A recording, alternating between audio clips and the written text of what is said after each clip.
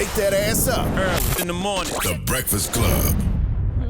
Morning, everybody. It's DJ NV Angela Yee, Charlamagne the Guy. We are the Breakfast Club. We got a special guest in the building, Gabby Seay. Hello, good morning. Now, you're from the BPAC, Black Progressive Action Coalition. Yeah, BPAC and BlackPAC, we are a national organization that's devoted to turning out black voters across the country.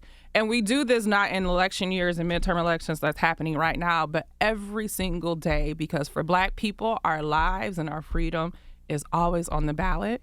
And so that's what we do and who we are. With early voting, how's it looking right now? Early voting, almost 29 million Americans have already early voted. So like this lie that we've been hearing that there's an enthusiasm gap, that we're not seeing Democrats or young people or black people come out at the same rate, is false. We're seeing them come out at record rates. And so it's happening already. We see in battleground states like Pennsylvania, where John Fetterman is on the ballot. He's running for Senate. In Georgia, I know y'all have been talking about Georgia a lot, y'all Uncle Herschel. These are places where we're seeing Democrats really show up and show out in early vote, so we feel good about that. Is it difficult to get some of the black voters out because they're feeling like every time they do come out, it feels like politicians don't show up for them? You know, it's difficult because, one, just the history of black folks in this country, right, make a lot of things difficult. But what we have seen throughout history is that the most consequential moments in American history where we have progressed our country forward, black people have been at the center of that. Black people have been advocating for that. And so black folks, more than any other group of Americans, know what it means to have your freedom on the ballot, and they know that the power in the vote. And so things are difficult right now. You know, goods are more expensive. Inflation is rising. We know. You know. Gas expensive, gas is expensive. Food is expensive. Airlines, train, everything is expensive. You know, I'm scared to leave my house. Yes. Every time I leave my house, I feel like I spend a rack. I know, it's ridiculous. It is. So I get people being frustrated in this moment, but I think we also have to understand that progress, our power is in our vote, and progress is sometimes slow. That doesn't mean that we shouldn't have elected officials that have our values, that understand our issues. When folks ask me that question, and I get that a lot, the things that we should be looking for in elected officials is clarity on our issues. Do they understand what is facing our community, right? Do they understand? Are they willing to listen and learn about what's happening? Number two, do they have a plan to execute on this, right? So that's some tangibles. A lot of times people tangible. have some talking points, but they have no solutions. Cool. You know, you have some ideas. That's what elections are about, right? That's what we do in this election. We evaluate people's plans. But then the most important part, and the part that we often forget, is once they are in office, holding them accountable to those plans, making sure that we are showing up and saying, hey, you said you were going to do this in your election. Did you do it? Right? Yeah. People have an opportunity every 2, 4, or 6 years to get people out of office. I wish we had those opportunities in relationships. I wish that if you start dating somebody, every 2 years you're going to be like, hold on, let me evaluate how you doing. But you didn't say what you promised. I'm going to have to move on. We have to find somebody else. If we would be healthier in relationships if that was true. So, like, you know, elections are about making the best choice that you can with the information you have right now. We can't see into the future. We can't predict how people will behave. But what we can look at is history. I think a lot of times, though, I feel like with these elections, it almost feels like you're forced to pick somebody that you don't necessarily want, right? Like even with Joe Biden, a lot of people, you know, didn't necessarily, that wasn't their first choice, but he was the only choice at the time. And it was like, well, I guess I have to, you know what I mean? And I think that happens a lot. I feel like with especially with our culture and our community, blacks and brown, I just feel like a lot of times I feel like we get smacked in the face all the time, right? You say, okay, we're going to vote for a black judge. We vote for the black judge, and then the black judge that looks like us, it feels like he does more hurt than help. Then you look at all these other communities, right? You look at Kyrie and you see, you know, what he said about the Jewish people, and immediately they donated $500,000 and he has to take classes or whatever it may be. But then you look at some of these owners that said some things about black people and they never had to take no classes. They ain't donating no money. So it feels like it's constantly against us. And it has to be to the point where it's like, why am I voting? You know, how does it help? How does it benefit me or my kids or I family? just want to say one thing too, though. I think it's really important to also encourage people who you think would represent you well to run for office. Absolutely. Because I think too often people who would be great in those positions positions aren't even thinking about that. And so we should encourage people who are like, you know what, you would be a great council person, or you would be a great, let's get you on the path to do that. And sometimes that does take financial support. It does. I mean, that's a real barrier to a lot of folks running for office. Most of the people that are in Congress are millionaires, right? A lot of them are well off. Get your money, right? But, you know, a lot of folks like to make fun of a person like AOC because she was a bartender before, you know, she became a member of Congress. But I'm okay with that, She's right? one of us. Yeah. I'm okay with a that, person that had to work their way through college, right? I'm okay with a pipe fitter or a plumber becoming a member of Congress or running for elected office. My daddy is a pipe fitter and plumber. He's a wonderful person. We have to support those candidates financially, and that's important too. Yes. And then even right now, like as we get close to these elections, we see so many ads on TV, and there's so many different things coming. We don't know what's true and what's not, right? Like in particular in New York, we're looking at Lee Zeldin versus Governor Kathy Hochul. And when I tell you, I see a Lee Zeldin ad like every 5 seconds, everywhere, and the things that he's saying. And then Kathy Hochul was up here also. They both have been up here. And so a lot of times it's dispelling the narratives that are put out there. Yeah. But sometimes people just say, I feel like politicians can just say anything. About the other person, whether or not it's true. And then it's really up to us to fact check. But sometimes people aren't fact checking.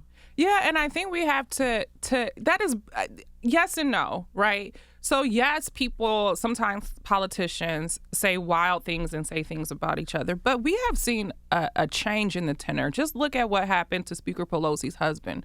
There is a time in politics where an elderly man being attacked in his own home would cause horror across the board, no matter what your political affiliation, no matter who you are.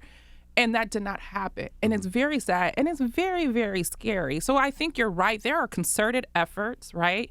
Lee Zeldin is a part of these concerted efforts. Herschel Walker is a part of these concerted efforts to lie to Black and brown voters. We have to know that is happening, and they are not on our side. And we have to look at history, and we have to assess the facts. And, you know, you don't have to be a political scientist and have a PhD in communications to call out a lie. We call out lies all the time, right? Yeah. We do that all the time.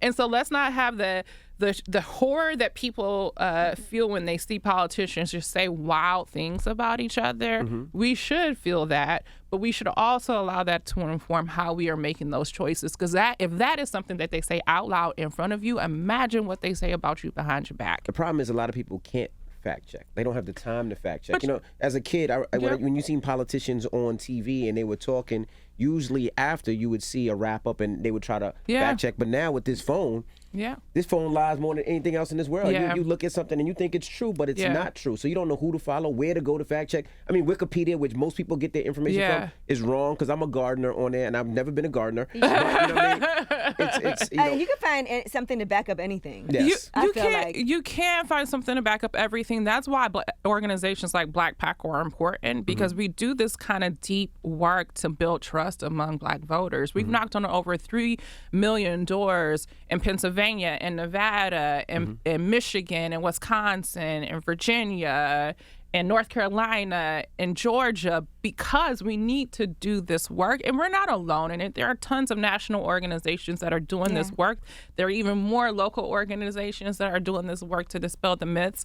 And we're here. Like, media has an obligation. You all recognize your obligation to the public, and what you're saying is really important. And people look to you for your opinion. So I think what we're doing now, having this conversation, helps to dispel the myths, listening and finding organizations that you trust that have been on the right side of history consistently. If you see an organization that's talking about something you've never heard of them, they're saying the wildest things, like, that's a red flag, right? That's definitely people don't have time to go and fact check everything, but you got your spidey sense, you got your gut, you got what your grandmother told you at some point. You know like, what? we have ways to assess if something is real or not. Okay, so tell me if this is real, because I've seen that there are statistics that Black men are leaving the Democratic Party at a higher rate than anybody else. Is that myth or is that true? Listen, I have a friend, Maurice Mitchell, who runs the Working Families Party, that says, grass grows where you water it, right? And I think when it comes particularly to Black men, there are tons of challenges that we've seen in this election. We've seen dis and misinformation allow people to stay home. We've seen that in 2020. What is happening now is people are actually believing it and not just staying home because they don't trust the system, but considering voting for people that they never would have before. A couple of things that we should take away from that. One, we have to continue to do this work that BlackPAC and BPAC have been doing and talking to Black voters all the time, right? Constantly saying, hey, is Joe Biden doing what you asked him to do? All right, yeah, he is, because if you look at the data, he has delivered on 90% of the things that he talked about in the campaign, delivering for Black folks. So I think we have to really ask those questions. And I also think it's true that this is a time and a volatile time that folks are looking for answers, right? And sometimes the answers are not right, but it is an answer. And so we have to continue to do the work to let folks know that we have a real choice to make in this election. And voting for someone, again, doesn't mean that you got to be married to them forever. You're going to have an opportunity to hold them accountable, and you're going to have an opportunity to choose someone else. If you want someone else to run for office, you have a choice in this election. And I think that's the number one thing we have to impress upon people. Don't vote Democratic because we're telling you to, because your grandmother has, because everybody that you know has. That's not what we're telling you to do. What we're telling you to do is look at people's plans, look at their ability to act on those plans, and look at what they have done for you in the past. Right? Now, you were part of the team that helped Eric Adams become mayor of New York. Absolutely not. Maya Wiley. Yeah, I ran an independent expenditure for Maya Wiley. Now, Eric Adams is my mayor. I want him to be successful. I want this Black man to be successful. I will always do everything I can. But that's not where I started with Eric Adams. Well, where did you start? How did you get into this right now? Like, we usually start like that. Like, how did you get She's into like, this? no. I was like, let Says you me. previously served as a political director at the Influence Labor Union and helped propel Eric Adams to become mayor. But anyway, how did you get started in this? I don't know. I think we gotta. Brandon. No. But anyway, so how yeah. did you get started into this? How did I get in from, politics? So I grew up in the South and in the Midwest. I grew up in Alabama and Ohio, and I actually got involved. What part of Alabama? Huntsville. I'm going to Huntsville November 27th. I know you for my are car not. Show. You gonna see some of my cousins because I got said, a "No, you lot are not." of them. I'm bringing the car show to the Von Braun Center. November car show? 27th. My big car show, yes. Yeah, you'll definitely see my uncles, some of my cousins. I mean, my father has 11 first brothers and sisters, so we got a big family. So you're gonna see my cousins. Anyways, I'll tell them you said what's up. you should. Anyway, no, I got started around 2003, the Iraq War. I was in college, and my brother went into the Army and was stop loss. I went to the University of Toledo. Okay. Go Rockets. And before he was discharged from the military, he had to go fight in the war in Iraq. So I got really involved in the anti-war work and protesting. And this man, John Kerry, was running for president. He was like, I'm going to end the war in Iraq. And, I'm 19-year-old Gabby, like, me and John Kerry going to end the war in Iraq. And I, worked my little heart out for him. He didn't win. My brother eventually came home. Middle East is still in a quagmire. But it really sparked a desire in me. I always had a desire to help people, but I found politics was a way for me to have an impact on a lot of different issues, because there isn't one issue I care about. I care about them all. And I care about our people. And so that's how I got started. It has continued and worked on all kinds of campaigns and within organizations. 1199 SEIU is the labor union I worked for here in New York City. So that's how I got started, and that's my story. And I think a lot of folks have a similar story, a point that propelled you into action. For me, it was my brother. For others, it might be an experience they had in their childhood. It might be them listening to this show, and they're like, let me go. I've never thought about that. Let me go do that. So there are many, pathways to this kind of work. So let me ask you this, right? When people vote, sometimes if you don't do your research, you might just vote on your party line. For you, have you always only voted Democrat? Have you ever voted for a Republican? I've never voted for a Republican. I haven't had one with whom my values align with more than the Democrats. Have I voted for Democrats that I think were not my first choice? Absolutely, right? But for me, when I look at what's important to me, when I look at the legacy of what different, not different parties, but what different elected officials that I think have my values done, they've always been Democratic and maybe a little bit further. Now, would I ever vote for a Republican? Maybe. In this current environment, I don't understand why I would, Right. but I've always voted my values, and that's always aligned. What do you think mostly. about the two-party system? Because we've heard a lot of people criticizing that too. I think the two-party system is what we have here in the United States, and one thing that we shouldn't do, and I encourage folks not to do, is not let the perfect be the enemy of the good. Like, we have a functioning democracy right now as we speak. You know, a lot of this is on the line in this election. If you care about elections, if you care about this democracy, if you care about institutions being there for our community, like, this is a really critical election for folks to be in. I think that everyone participating in democracy is a good thing, whether you're Republican, Democrat, whether you're a third party like the Working Families Party or the Conservative Party here in New York State. I personally believe that all these things should be a part of our democracy, but I'm realistic about the system that we have to operate in right now. Now, Black Lives Matter, has that helped or hurt your cause and organization? Because it's hard for people to see what the organization is compared to the hashtag, compared to the movement. So I know a lot of times people look at it like, is that organization good, or are they just out there for money? So has that helped or hurt what you've been doing? I mean, first of all, like, our name is BlackPAC. So we are here for Black people, however Black people need us to be. I think the Black Lives Matter movement was really consequential for a lot of things. It put a spotlight squarely on things that we live and deal with every single day. And so I think Black Lives Matter, we really owe it our community as a whole, not just Black or brown folks, but Americans in this entire world really owe a debt to that. But you know what? Our work, the work that we have been doing, BlackPAC, since 2016, is so consequential, and it continues to be, and it always will be, no matter what movement pops up, whether it's Black Lives Matter, whether we're talking about Me Too. These are all things that collectively strengthen our political awareness, right? Because Black Lives Matter. I saw some people in 2020 protesting that I would have never thought were out in this street. So what movements like that do is raise political consciousness, allow people to see themselves in a different way, and kind of, rising tide lifts all boats. When we have more folks that are actively participating, no matter how they came to it, if they came to political, if they came into political awareness because they went to a Black Lives Matter protest and now they're voting and organizing those communities, that is great. We've seen that across the board. What are some things in particular right now that's going on that actually make you angry when you think about what's happening? I want to know what's at the top of your list of the things that you're like, we should all be mad about. Is Kanye up there?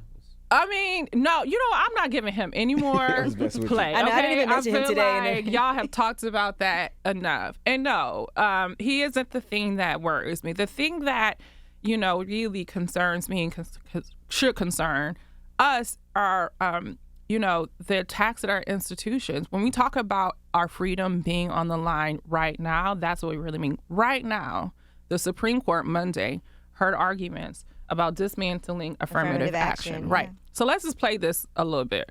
So if we dismantle affirmative action, what colleges have told us across the board, whether they are elite universities or state universities, that this is going to decrease access. This is going to decrease diversity. We are going to see less Black and brown folks go to college if we do this. Supreme Court is like, cool, all right, no problem to us. So let's pay it forward. That happens. We see less and less Black and brown folks going into universities in the future. Rarely do you see any leader in this country that doesn't have a college degree. Not a member of Congress, rarely. Not a CEO of a Fortune 500 company. Not the most influential reporters. You certainly not going to see anyone. Almost. Well, I said. Usually, it isn't always, but Charlamagne, no, me and you, yes. Okay. Don't beat up on it way here. But the point is that, pathways of leadership usually go through higher education, right? And so we're attacking this institution. We're making it harder for certain folks to be a part of it. That is worrying to me because what that means is in 20 years, we're probably going to have a very male and a very pale leaders across this country. They might not have the experiences that I have had as a Black woman. That is upsetting to me. Right. When we see the Supreme Court say, hey, the Environmental Protection Agency, which is what they did in June, doesn't have the authority anymore to regulate greenhouse and gas emissions, right? We are in a climate catastrophe as we speak. We feel it every day. 70 degrees today in New York. In November. I was hot. It's going to be 70 all week. Right? And folks will say, oh, well, the climate changes all the time. No, it does not change in this way. And so institutions like the Supreme Court, which is appointed, the Supreme Court we have right now was largely overturning Roe versus Wade. Like, these are all super consequential decisions that should frighten us. Because while that's happening at the Supreme Court, we have legislatures changing the way our children are educated, changing the curriculum. We are banning books. Like, let's talk about the attacks on democracy right now in Arizona.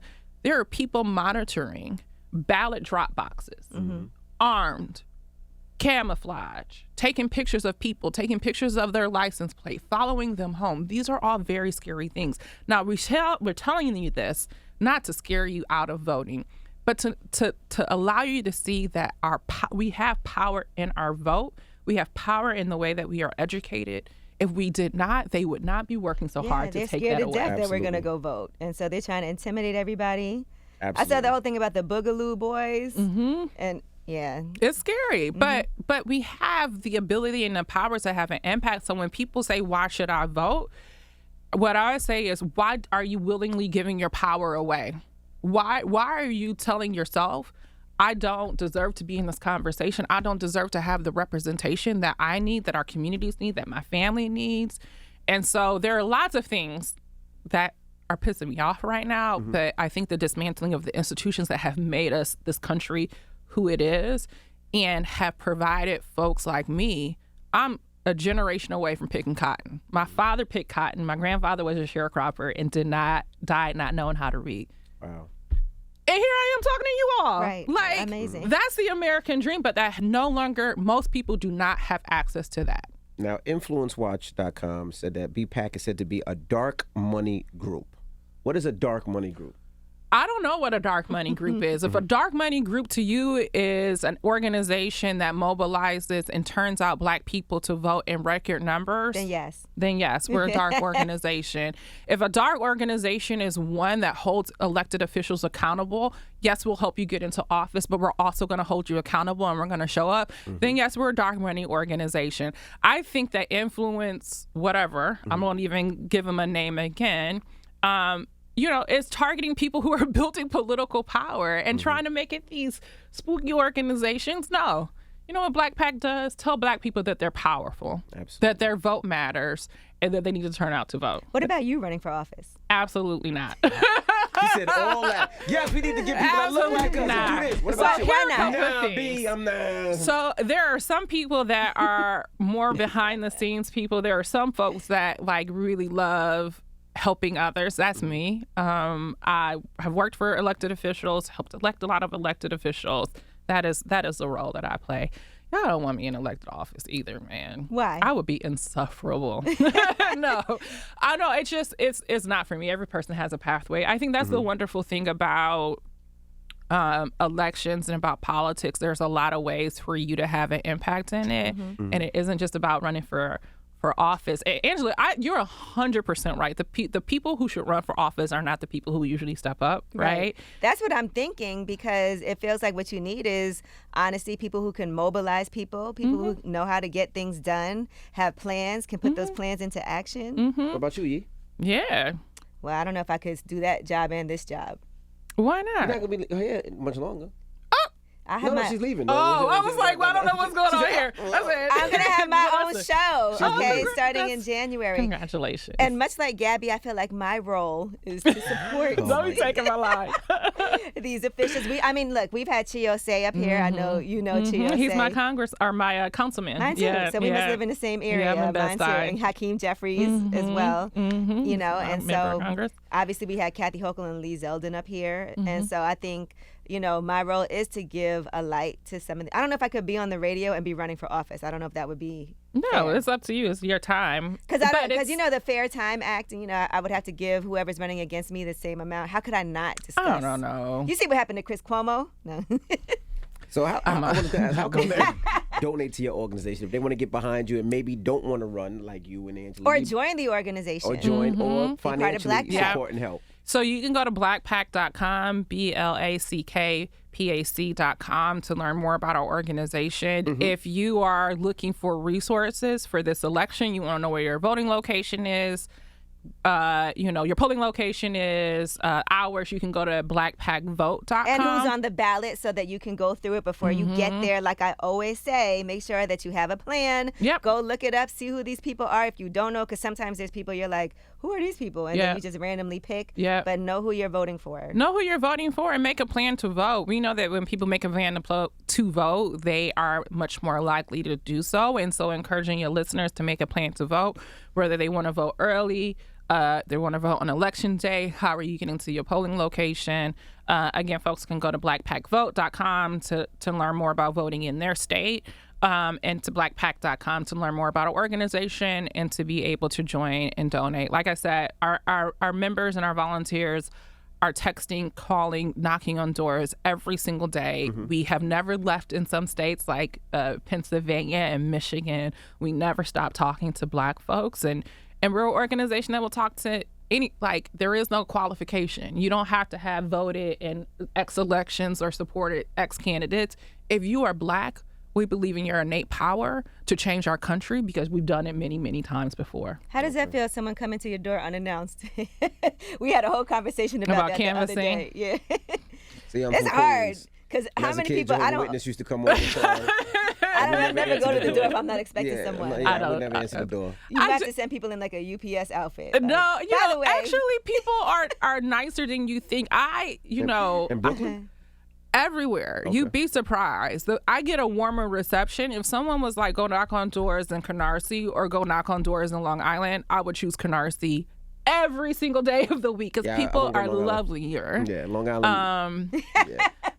Nothing against Long Island. I'm not Are we trying allowed to to do give that. out coffee now while people are, I know they was trying to It depends state to state. Okay. States have the ability to control elections, which is why Secretary of States are so important in most places because they control elections. And if you have a Secretary of State that believes that Donald Trump won the presidential election and will do anything to make sure that he wins again in 2024, that's a bit of a red flag, right? Correct. Let's not support those people that believe that elections should only be recognized if your particular candidate wins. Yes. And so those rules about, what happens in line, can you give somebody that is cold a blanket? In some places, you cannot. I don't even understand how that even happened. I just don't. Sense. Well, because you want to know how that happens? Because too many Black folks are turning out to vote in record numbers and early. Mm-hmm. So the first folks tried to restrict, you have to have certain type of IDs.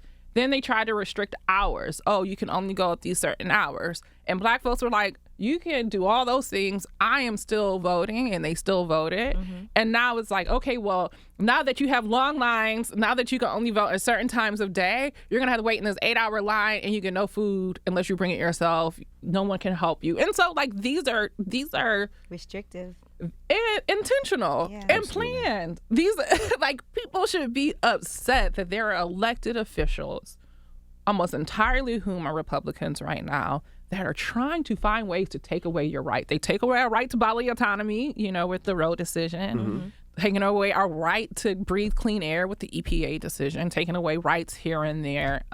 If you're okay with those things being taken from you, by all means. Are you hopeful that, since you brought up Donald Trump, that he'll be accountable for January 6th or any of the things that he's done? I try not to say anything about Donald Trump and what will or will not happen to him because he is a private citizen that has little control over my life right now. Absolutely. Right?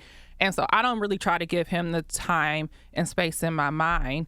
What I will say is that, Donald Trump is just one of the indications of what folks who do not want us to have power have been up to for decades. It didn't start with Donald Trump. Mm-hmm. It didn't start with Sarah Palin. It started a long time ago, preparing for this moment. Right now, we are living the wildest dreams of people who have tried to keep us oppressed ever since we landed here in 1619 for Black folks, is what I'm talking about. So I'm not, whether he's held accountable has nothing to do with me. Because imagine him being able to run again after all of that. The Constitution allows him to do that. I can't stop anybody. I'm saying even because if he gets convicted of something, then maybe not. Maybe right? not, but I think that what he has shown is he has no regard for laws, for the Constitution, for things that we have always done in this country, like recognize elections. He has no regard for that. So I'm not putting other countries think of us when they look at our everything that's going on here. They got their problems too. Yeah, but when we travel other places, people be like, "Y'all are crazy." Well, we appreciate you, Gabby, for joining us. Thank you for having me so much. It's been a pleasure. Senior advisor to BPAC, Black Progressive Action Coalition. Thank you. And once again, one more time, website so people can donate. Website is BlackPAC.com, BLACKPAC.com, BlackPAC.com. Thanks so much. All right, it's the Breakfast Club. Good morning.